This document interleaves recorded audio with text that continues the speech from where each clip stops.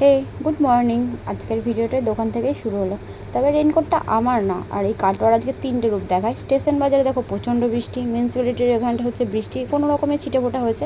আর নিচু বাজারে তো দেখো বৃষ্টিই নেই, মানে কি একটা অদ্ভুত অবস্থা। আমাদের বাড়ির এদিকে এসেও দেখছি বৃষ্টি হয়নি, তবে এত জোর বৃষ্টি শুরু হয়ে গেছে যে আমি পুরো ভিজে গেছি। সবার আগে আমার ব্যাগ থেকে বই খাতাগুলো বের করতে হবে। আমার ব্যাগটার অবস্থা ভীষণ খারাপ, আমি ছাতা বের করার টাইমই পাইনি, পুরো ভিজে একদম হয়ে গেছে।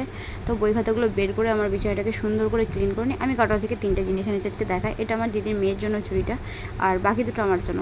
আচ্ছা, এই আমার মতো এই কাজটার সাথে কে কে যুক্ত আছে বলো? টুপিটা ওর ঘাড়ের কাছে পড়ে থাকলে নাকি ওর বেশি অস্বস্তি করছে, ও লিখতে পারছে না, ওই জন্য টুপিটা নাকি মাথায় পড়ে নিচ্ছে। অনেকবার বলার পর টুপিটাও নামাল।